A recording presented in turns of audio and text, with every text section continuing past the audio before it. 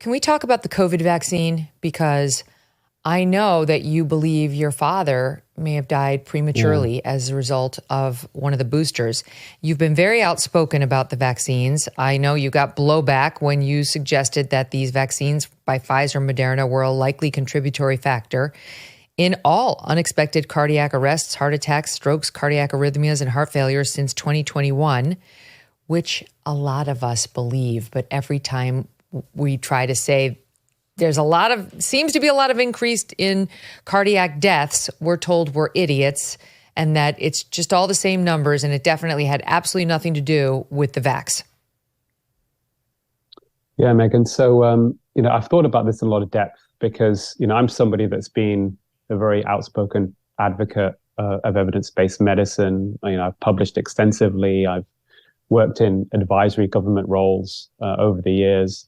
And everything I usually, advocate for comes through medical journal articles that I've published that have been peer-reviewed.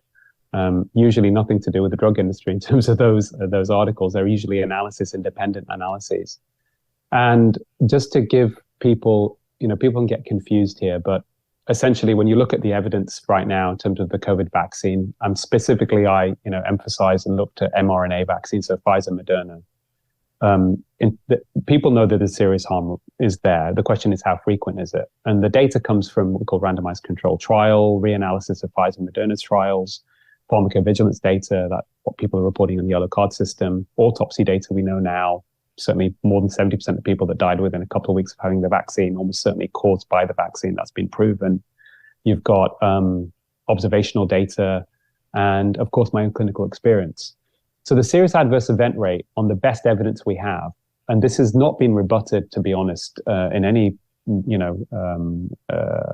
serious platform, Megan, comes from reanalysis of Pfizer Moderna's trials by independent scientists. Joseph Freyman, who's a lead scientist, who works very closely with Jay Bhattacharya, by the way.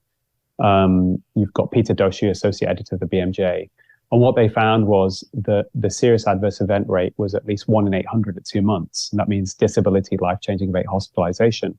And from the original trials that got approved around the world, Megan, you're more likely to suffer serious harm from the vaccine than you were to be hospitalized with COVID, which suggests from the beginning it was going to do more harm than good.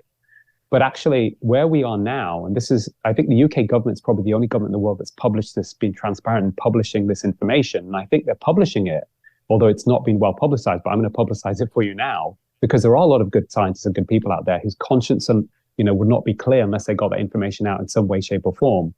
If you're in the highest risk group in 2024 of COVID, which is basically people over 90, Megan, you have to vaccinate 7,000 people over 90 to prevent one of them being hospitalized with severe COVID, versus a serious adverse event rate, harm rate of at least 1 in 800, because it's only at 2 months that they found that figure, and we know that there are long-term effects.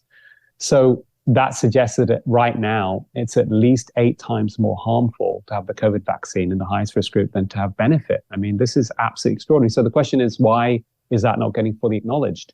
I honestly, genuinely believe most people are well-intentioned. Of course, we're talking about all these commercial determinants of health that have been going for a long time that have captured institutions. But the main barrier to the truth, Megan, and I see a lot of very bright scientists out there, people who have a track record of doing things for the genuine good, who are completely have a blind spot on this issue. It's psychological. And the 2 psychological barriers that I've written about are ones of fear and willful blindness. So fear, essentially, which happened, from the early on in the pandemic, we had this exaggerated risk of COVID, but also there's probably fear of maybe stepping outside the echo chamber that they're in as well. Fear inhibits your ability to engage in critical thinking. But I think the more important psychological barrier that a lot of people can relate to is something called willful blindness. And that's when human beings, and we're all vulnerable to this all the time in some ways, right? It's when human beings turn a blind eye to the truth in order to feel safe, avoid conflict, reduce anxiety, or to protect prestige and fragile egos. Now, in personal lives, this can happen, for example, when a spouse turns a blind eye to the affair of their partner. But institutional examples of willful blindness historically, Megan, that you will know about are situations like, for example, Hollywood and Harvey Weinstein, or the Catholic Church and child molestation. These are examples of institutional willful blindness. I think we're seeing exactly the same thing here, because it's faced between the choice of of accepting an uncomfortable truth, most people will, choose to bury their heads in the sand. But the reality is we have to face it head on because it's not going away. And it's not that everyone's been vaccinated now and it's done. Unfortunately, there is good evidence emerging suggesting that, and I've seen this as well, that it can certainly accelerate heart disease, which means many people who had the vaccine even 2 or 3 years ago are suddenly going to prematurely have heart attacks or sudden cardiac death. And we're still seeing that.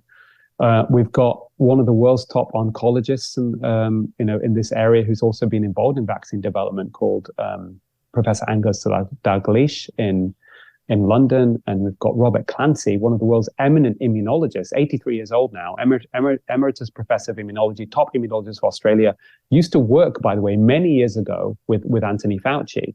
They're both massively concerned with this COVID mRNA vaccine increasing cancer through several mechanisms of immunosuppression.